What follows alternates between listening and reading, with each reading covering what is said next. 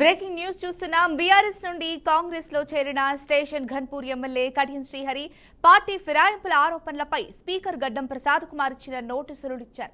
వివరణ ఇచ్చేందుకు మరింత సమయం కోరుతూ 2025 నవంబర్ 21న స్పీకర్ను కలిశారు. రాజీనామా చేసే ప్రసక్తే లేదని, స్పీకర్ నిర్ణయానికి కట్టుబడి ఉంటారని ఆయన పేర్కొన్నారు. తెలంగాణ అసెంబ్లీ స్పీకర్ గడ్డం ప్రసాద్ కుమార్ ఫిరాయింపుల కేసులో కడియం శ్రీహరికి నోటీసులు జారీ చేశారు. నవంబర్ 23 లోపు వివరణ ఇవ్వాలని కోరిన నేపథ్యంలో మరింత సమయం కావాలని కడియం స్పీకర్కు విన్నవించారు. డిసెంబర్ 2025 నాటికి స్పీకర్ నోటీసులపై వివరణ ఇస్తూ పార్టీ ఫిరాయింపుల కేసులో స్పీకర్ నిర్ణయానికి కట్టుబడి ఉంటారని కడియం శ్రీహరి తెలిపారు. గతంలో బీఆర్ఎస్ పార్టీ నుండి గెలిచిన కడియం శ్రీహరి ఆ తర్వాత కాంగ్రెస్ పార్టీలో చేరారు. దీనికి సంబంధించిన మరింత సమాచారాన్ని మా బీఆర్కే ప్రతినిధి రామకృష్ణ అందిస్తారు.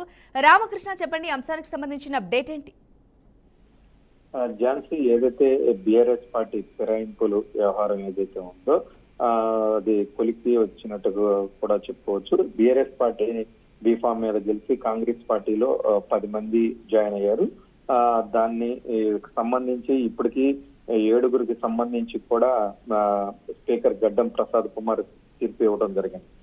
వారి 7గురు కూడా ఎవరు కూడా బీఆర్ఎస్ పార్టీ నుంచి కాంగ్రెస్ లో జాయిన్ అవ్వలేదు.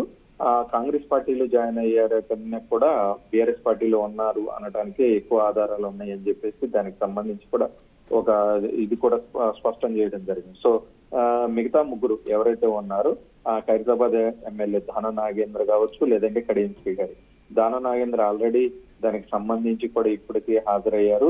సో కడియం శ్రీహరికి సంబంధించి కూడా రేపు హాజరవుతున్నారు. ఏదైతే అనర్హత వేటు వేయాలి అని చెప్పేసి ఎమ్మెల్యే వివేకానంద ఏదైతే పిటిషన్ దాఖలు చేశారో దానికి సంబంధించి కూడా రేపు స్పీకర్ కార్యాలయానికి 2 పిటిషనర్ కావచ్చు, కడియం శ్రీహరి ఇద్దరు కూడా హాజరవుతారు. దానికి సంబంధించి స్పష్టమైన ఆధారాలు ఉన్నాయని చెప్పి బీఆర్ఎస్ పార్టీ భావిస్తుంది.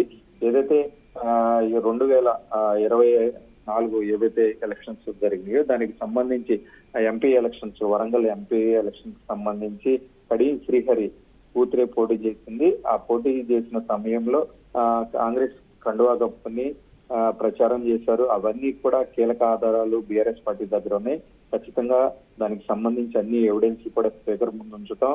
దానికి సంబంధించి ఎవిడెన్స్ ఉంచిన తర్వాత కూడా స్పీకర్ బీఆర్ఎస్ పార్టీలోనే ఉన్నాడు అని అంటే మాత్రం ఇంకా చేసేది ఏమీ లేదు అనే తరహాలో బీఆర్ఎస్ పార్టీ భావిస్తుంది. సో ఖచ్చితంగా బీఆర్ఎస్ పార్టీ బీఫామ్ మీద కాంగ్రెస్ లో జాయిన్ అయ్యాడు అని చెప్పేసి బీఆర్ఎస్ పార్టీ బలంగా భావిస్తుంది. అట్ ద సేమ్ టైం ఏదైతే కడియం శ్రీహరి ఉన్నారో, కడియం శ్రీహరి నేను బీఆర్ఎస్ పార్టీలోనే ఉన్నాను, బీఆర్ఎస్ పార్టీకి సంబంధించి అన్ని అఫీషియల్ అకౌంట్ నుంచి అమౌంట్ కట్ అవుతున్నాయి కూడా అన్ని ఎవిడెన్స్ లో ఉన్నాయి. సో ఖచ్చితంగా నేను బీఆర్ఎస్ పార్టీలోనే ఉన్నానని చెప్పి కడియం శ్రీహరి చెప్పాను. సో మొత్తం మీద రేపు దీనికి సంబంధించి తీర్పు ఏ విధంగా స్పీకర్ కార్యాలయం ఇస్తుందనేది మాత్రం వేచి చూడాల్సిన పరిస్థితి అయితే ఉంది ఝాన్సీ. అలాగే మరి రామకృష్ణ, మరి గతంలో బీఆర్ఎస్ పార్టీ నుంచి గెలిచిన కడియం శ్రీహరి ఆ తర్వాత కాంగ్రెస్ పార్టీలో చేరారు. దానికి సంబంధించి కూడా కొన్ని చర్చలు అయితే జరిగాయి. మరి దీన్ని ఎలా చూడొచ్చు అంటారు?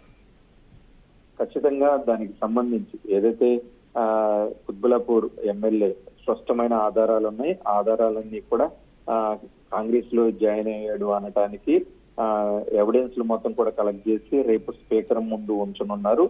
అదే విధంగా నేను కాంగ్రెస్ పార్టీలో జాయిన్ అవ్వలేదు అని ఏదైతే శ్రీహరి చెప్తున్నారో దానికి సంబంధించి ఎవిడెన్స్ కూడా ఇద్దరు కూడా ఆ ఎవిడెన్స్లన్నీ కూడా స్పీకర్ కార్యాలయం ముందు స్పీకర్ ముందు ఉంచుతున్నారు.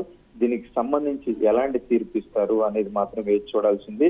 పబ్లిక్ గానే కడియం శ్రీహరి కాంగ్రెస్ అభ్యర్థి తన సొంత కూతురు కావ్య పోటీ చేసినప్పుడు మాత్రం ప్రచారంలో పాల్గొన్నారు. దానికి సంబంధించి వీడియోస్ అన్ని కూడా ఉన్నాయి. ఇవన్నీ కూడా స్పీకర్ ముందు ఉంచనున్నారు.